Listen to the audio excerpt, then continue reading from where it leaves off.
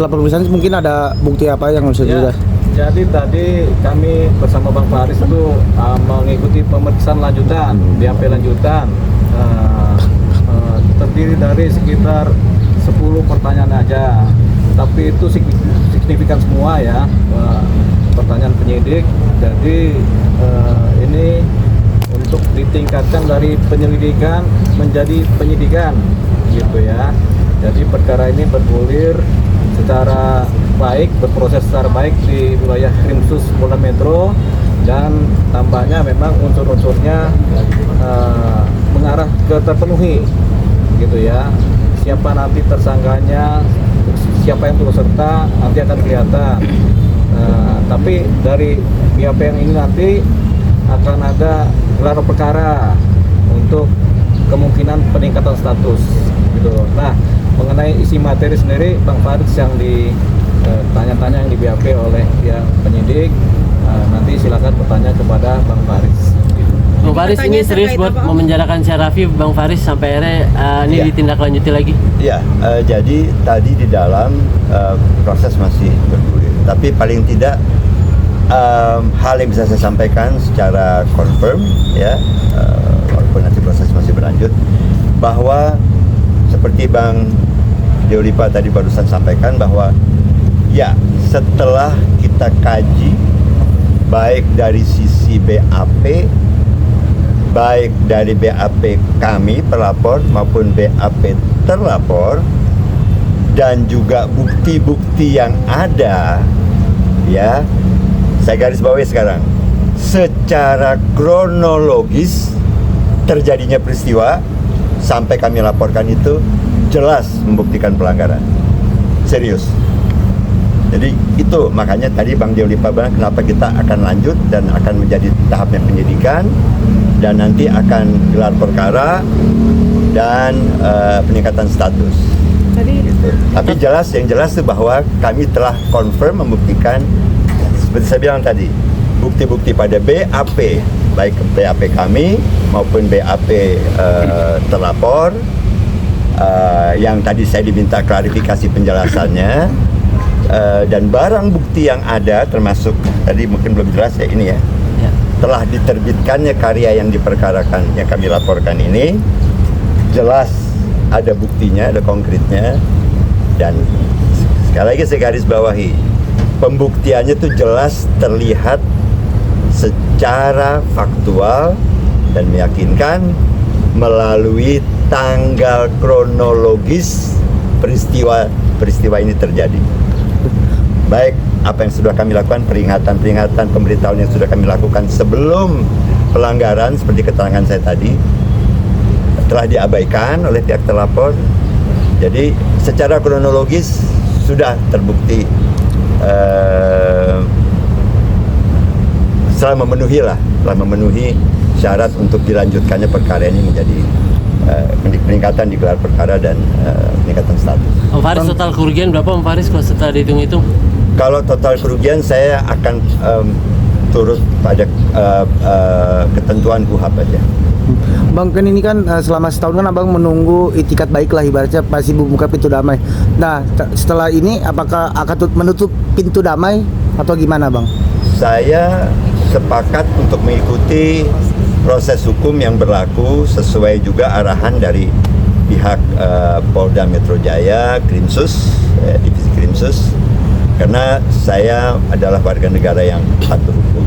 Tapi sekali lagi ya, bahwa tindakan saya ini untuk juga diketahui oleh secara umum, baik oleh berbagai pihak yang baik terkait maupun tak terkait, bahwa saya sebetulnya tindakan saya ini terjadi karena saya mewakili PT Diva Kreasi Gemilang yang sekarang pemiliknya adalah anak-anak saya, di mana PT Diva Kreasi Gemilang ini adalah pemegang mutlak aset karya cipta Faris RM.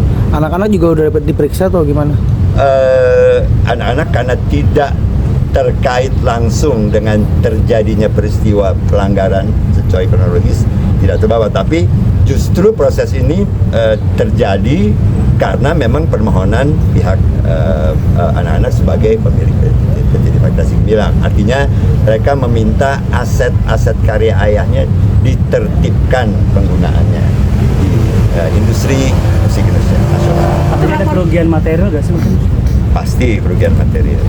Tapi yang saya sorot secara utama adalah pelanggaran etika yang menurut saya sudah saatnya ya pelanggaran-pelanggaran di hak karya intelektual milik seseorang itu harus dibenahi secara etikanya, dihargai, dihormati tata cara penggunaannya, tidak bisa seenak begitu aja gitu. Negeri ini adalah negeri yang sedang kita perjuangkan untuk menjadi negeri yang baik pelaksanaan trias politikanya, ya, eksekutif, legislatif, yudikatif, ya. Karena kalau itu tidak dilaksanakan secara patuh oleh warga negara, maka negara ini akan tetap tidak menjadi negara yang untuk nyaman dihidupi oleh warga negaranya.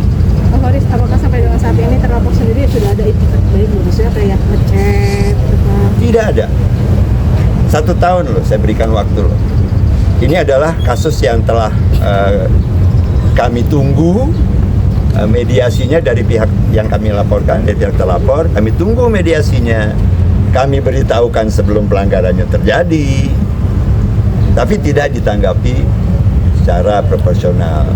Bahkan setelah setahun dari laporan pertama di bulan Juli 2025 sampai sekarang udah bulan Juli 2026, berarti 1 tahun. Jelas tidak ada itikat yang terpuji dari pihak-pihak yang menjadi pihak terlapor. Saya kecewa.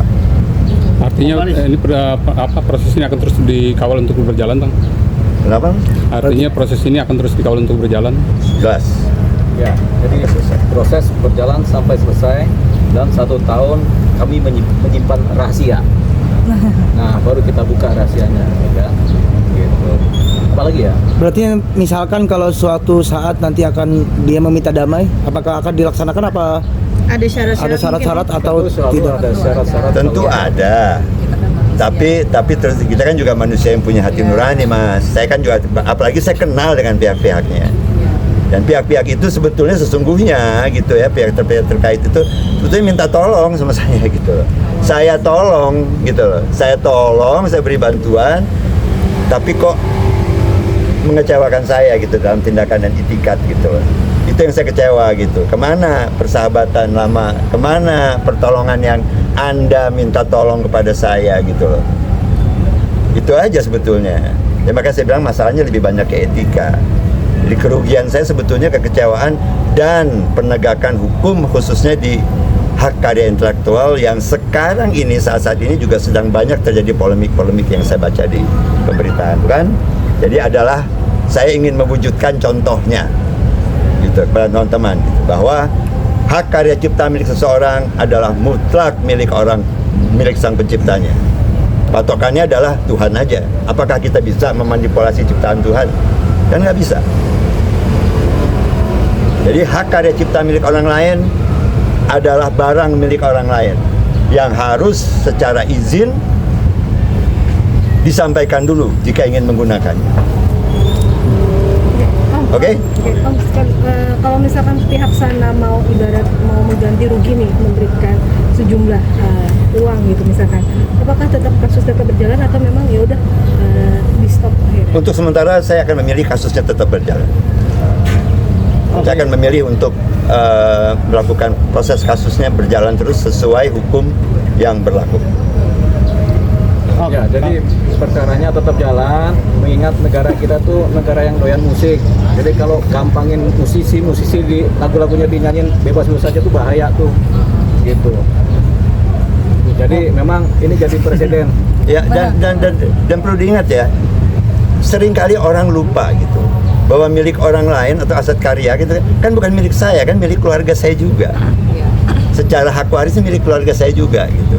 Jadi artinya kalau meneledorkan atau menyepelekan milik orang lain yang menjadi hak waris orangnya, gitu kan, itu udah sangat tidak menghormati, apalagi pertemanan dan hubungan persahabatan, hubungan sosial lah yang sudah terjalin dengan baik sejak awal gitu. sama sekali bukan tindakan yang bagus untuk seorang warga negara Indonesia gitu, menurut saya ya. Tuh, marilah kalau kita mau membenahi negara ini untuk jadi negara yang lebih baik, benahi diri kita sendiri aja dulu. Om, kalau misalkan ada musisi yang pengen bawain lagu-lagu Om Faris sendiri, ini sekarang prosedurnya seperti apa? Kemana atau gimana? Seperti saya bilang tadi, kita bisa ditemukan di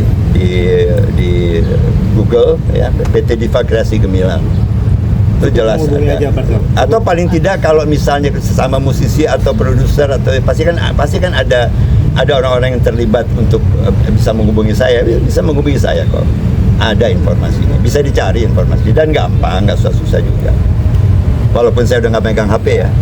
Jadi bisa menghubungi langsung, namanya PT Diva Kreasi Gemilang, Ya, PT Diva Kreasi Gemilang. Resminya Itu Faris PT resmi yang mengelola aset-aset karya saya, aktivitas saya setelah pensiun ini dan Hubungin, segala macam. ada nomornya, mungkin ada teman-teman mungkin nanti bisa di-share juga sama Mas Deo Lipa. Jadi nanti akan di-share deh nomornya. Hubungin saya, nanti saya hubungin orangnya.